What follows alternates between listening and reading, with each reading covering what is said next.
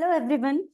Today, I am truly honored to welcome Cary Sherburne on this episode of PrintGyan.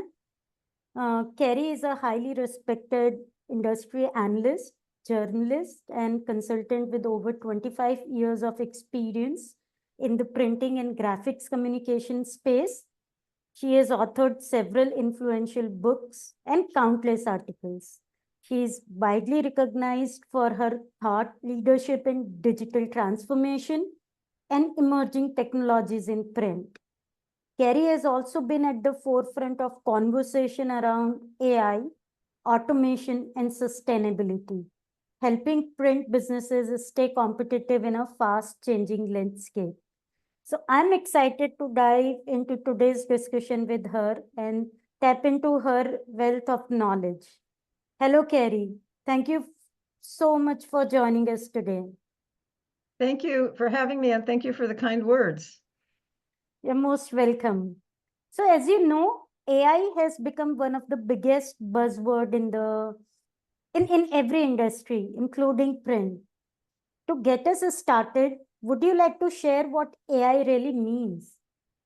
Yeah, because, people hear AI and they have a lot of different ideas. The first thing to understand is that it's not new. It's not like something that just popped up last year. It really dates back to the 1950s, believe it or not, when it began to be discussed in academic settings where they started to think, oh, maybe the computers can help us. And then I'm old enough to remember back in the day, 1997, when IBM, their Deep Blue computer, played chess with Garry Kasparov and beat him, and he was a grandmaster at chess.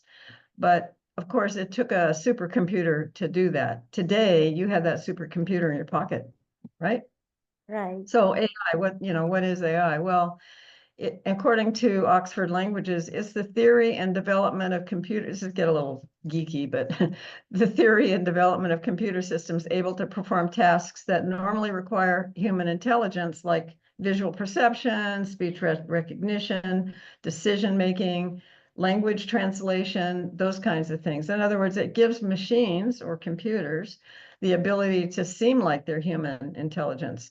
In fact, I had a chat recently with a chat bot for a software company, and honest to goodness, it was better than talking to a human. So it's really come a long way.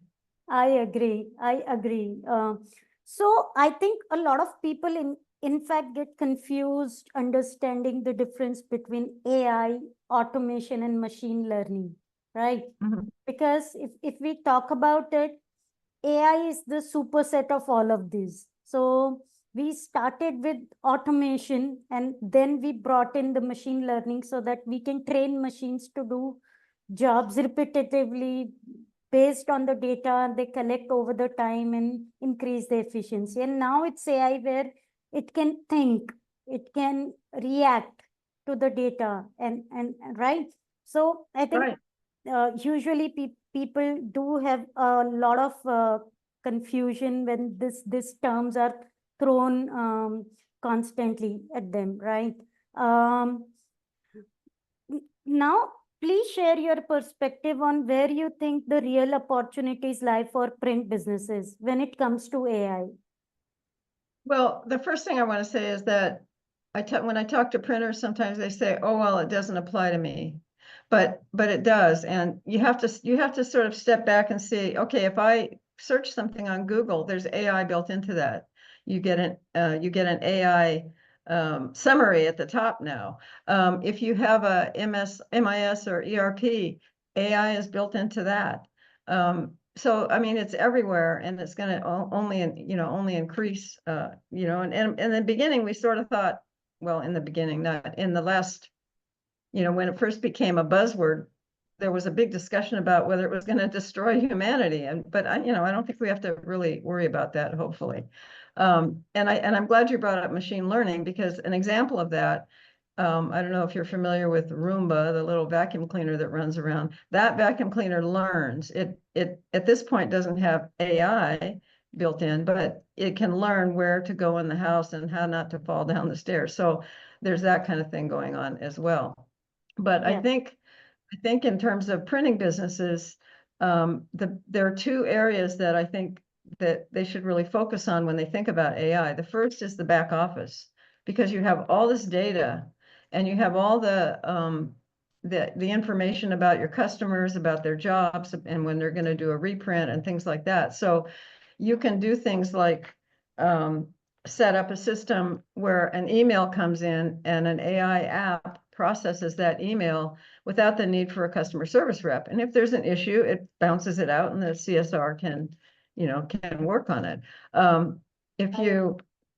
If you're thinking about how much ink to order, or other consumables, you can analyze your past history with your customers, and you can do predictive analysis with AI. That would take forever and probably wouldn't be that accurate if you did it just as a human. So, I mean, those are some of the things that, that actually we can do. But part two is, and this is the one that I think scares people in the industry the most, is design. So the question is, is AI going to replace the human designer? And for me, the answer is no. No, it's not going to replace the human designer, but it's going to make that designer more efficient, because you can speak to or write to an AI bot, and you can describe what it is that you're trying to create, and it will give you a design to start with. And then you can take that design and go with it. I think that saves a lot more time, and makes better use of the tremendous skills that our designers have. And so they should be leveraging AI for that. Yeah, I think you have brought a very interesting point here, because I know pre-flight applications have been doing excellent work of artwork proofing so that it can be automated. But what it cannot do is it cannot replace the content based on the previous choices made by the buyer, right? However, now if we merge AI with that, now think about it, if you order the same business card over the time and you suddenly have changed your logo. Now, what AI can do it can recognize that you have changed your logo, and it can replace the logo in all other previous orders that you have sent. So yes, I'm sure what if you use selectively and carefully, AI can do a lot more work that you do manually, which is probably can be diverted to other profitable areas of the business, right? So increasing the Yeah, human and I'd like to use an example that I heard and saw this week. I was at a conference for a company that manufactures digital printing for textiles, and this is kind of a visionary example, but a real world example. This really happened. So the CEO had his presentation all put together a week before the event, and he asked, the tool he was using is Journey. So he asked Journey to analyze the speech and decide what kind of graphics that he could put on a personalized, customized jacket. So AI processed it and put out a design for this jacket, and some humans tweaked the design, and then they sent it to cut and sew, and voila, he had a personalized jacket specifically for the event. Now, that's not personalization at scale, and we don't all have cut and sew right at our back door and all of that, but it's an example of what could happen, so you have the AI kind of giving you the base design, the humans tweak it, you hand it off to cut and sew, and you're wearing a jacket. Wow. And that's I think is what is astonishing. I would say that how much AI can do if used wisely and selectively, right? So yes, great. And how has conversation around AI changed in past 12 to 18 months? I think we have been talking about AI for 3 to 5 years now, but last 12 to 18 months have been super focused on AI in whatever industry you see. Yeah. So for printing, Yeah. how is been? Yeah, again, we got past that sort of fear, Yes. robots dominating us. We got past that, And then people started thinking about how they could use it. And it really, I think, for the printing industry, I think it really started with the suppliers to the industry, right? Who began adding artificial intelligence to their applications, their machines, their services and all of that. And then, it sort of sneaks into the print shop, right? They don't even often realize that they're using AI. And so then again, I think the suppliers to the industry are, like you guys, it's important for you to continue to educate your customers about what they can do with it. Because again, it's not just, I'm going to ask Google a question and its chatbot's going to answer it for me. No, it's really, aggregating your data and making your data more valuable. It's helping your designers be more efficient. And I think people are starting to get that. I don't hear as much from printers saying, this doesn't apply to me, I don't understand what this is. You're seeing them start to say, hey, wait a minute, this can make me more competitive. This can make me more efficient. This can help my production operation. This can make me more profitable, basically. Yeah. No, I agree, because now, in fact, when I'm discussing AI with a lot of our customers, especially in last 6 months, I have got very encouraging responses. Earlier, when they were clueless how AI can help in their business. Now, more conversations are around how much it can help.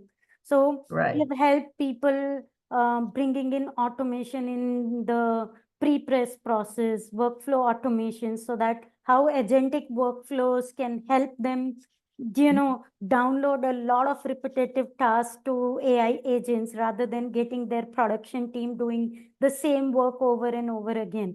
So I can see that now it's a more informed decisions that printers are taking, because they know where and how they can apply AI into their business, right? So you're correct, and I can see a lot of graphics designers now maturing, and they can produce much more effective designs and campaigns within a short period of time, because of using several tools that are now available, right?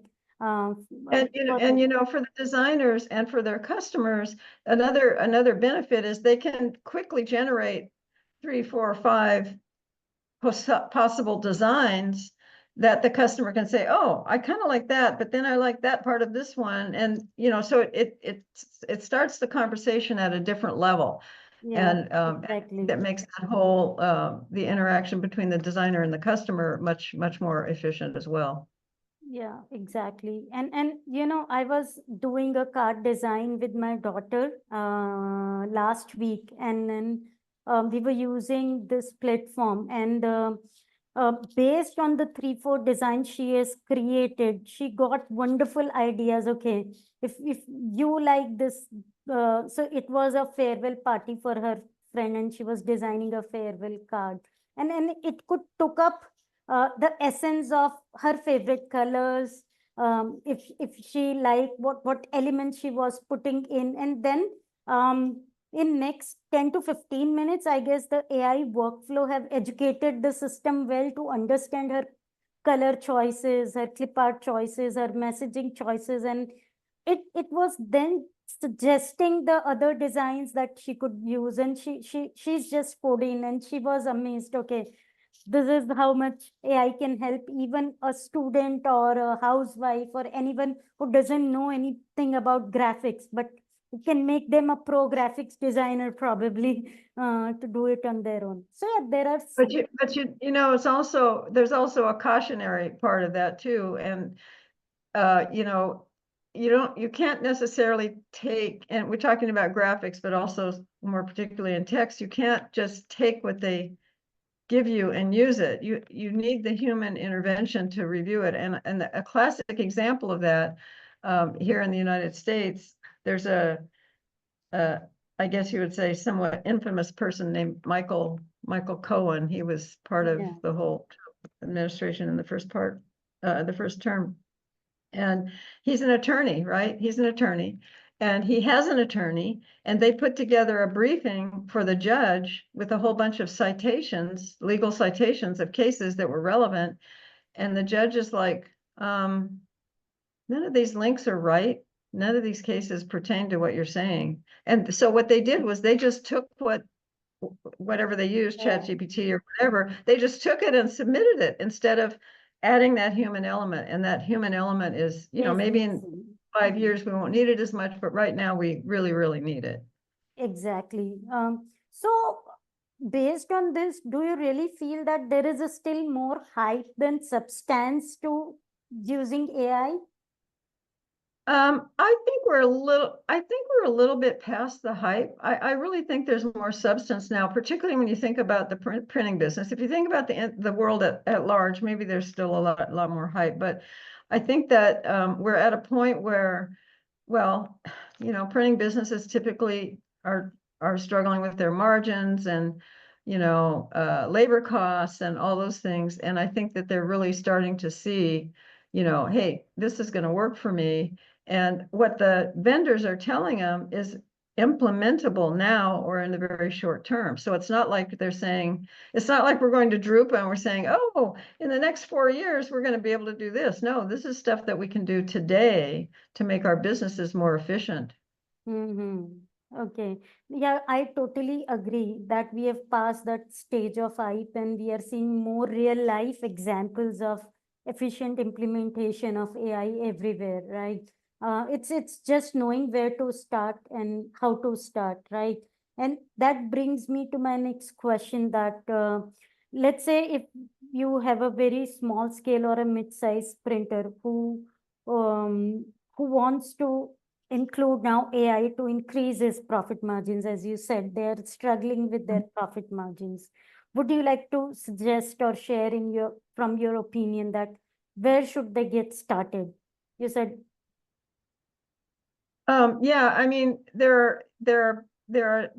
okay, getting started, I think they need to do some experimentation, but the first thing they need to do is decide what is it they're trying to accomplish. It's not just like, hey, I want to put AI in my business. What should I do? No, they have to have specific goals and objectives that they're trying. Are they trying to make their designers more effective? Are they trying to work with their customer data? Do they want to help the sales team? And there are a lot of tools that are free at the entry level that they can start with, and then you can migrate to a paid version of many of them. So we all hear about ChatGPT, right? Google, it used to be called Bard. Now it's called Gemini, and that's the one I tend to use. And it's interesting because when they first sort of made Bard available, I used to okay, I'm humanizing him. I used to talk to him. I would say something and they would respond. And then I was looking for data on some European regulations, and trying to dig through those documents was horrible. So I said, oh, I'm going to ask Bard. So Bard comes back with some answers, and I said, can you provide me the links? And he said, we don't do links. So it's not really useful to me if I can't go back to the source. However, now Gemini automatically puts the links up on the side for you, so you can get the basic overview, and then you can go directly to the source and make sure that what you're presenting is correct. So that's another one. You have Apple Intelligence. I mentioned Journey that CEO is using. Yes. And Microsoft's Copilot. Now because Microsoft, they're really focused on business productivity and so on. With some of the paid versions of Copilot, you can actually aggregate. And if you think about a supplier to the industry, I mean, printers could do this too, but if you think about all the products they have, all the product manuals, all the, data about the products, they can actually aggregate all that data and make it easier to access, see what's repetitive, see what's obsolete, all of that. So you can process that.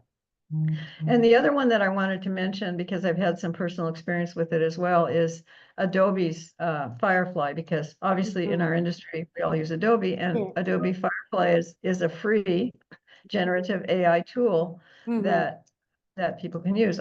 When it was demonstrated to me by an Adobe employee, he said, he wrote down, you could do it with voice, but he wrote down, create an image, create a moonscape with lots of grass, with the earth in the background, and with mountains on the side. and boom, this beautiful image comes up. Now you have this image. It took me about, it took 30 seconds to do that. It just came from his head to the screen. And then you can edit, you can actually ask the AI bot to make changes, or you can, as the designer, go in and make changes yourself. So I think it's really easy to get started, but the key is, what are you trying to accomplish? Exactly. And I had some interesting conversation on these lines with my team last week when we had our group meeting, and I was seeing that it's everywhere. So when I asked my HR manager, okay, why all of a sudden they are able to do so many interviews and qualifications in a month? They said that they have downloaded all the work to the AI tool for interviewing the candidates for the first round, and it's live interview for every position that gets recorded, and we get the real-time answers for our evaluation. So I can see that even people have learned to utilize AI in any area of expertise or business they are part of, right? So that's interesting, right? And I'm super excited because I'm looking forward to it. I'm learning day by day, and I don't know where it will take us, but I'm sure it's going to amaze all of us, right? So much can be done with AI. And you're only limited by your imagination, and I guess the AI tool's imagination. Yeah, I think it's all about understanding, as you said, what you need, how much time and effort do you get to invest to get started, and your end goal. If you know all of these parameters before you get started, I guess everyone, whether a small scale printer or a mom and shop printer to large scale, they all can get benefited, right? Because there is always something for everyone of us out there, right? And it's interesting because when you describe it that way, you can relate it back to what did they do when they bought an MIS? Most printers have an MIF, a package MIS. What did they do? They had to first analyze where they were, and then they had to decide where they wanted to go, and then there were the steps in between. So it's no different. It's no different with AI. Yeah, exactly. Okay, a lot of interesting stuff. I guess this conversation can go on and on if we keep talking about that. But Cary, I'm really thankful to you for joining me this morning for uh, this conversation, and I'm looking forward to more such conversations going forward. So thank you for being on this podcast with me, and wish you a lovely day ahead. Okay. Thank you, and thanks for having me. I appreciate it. Thank you.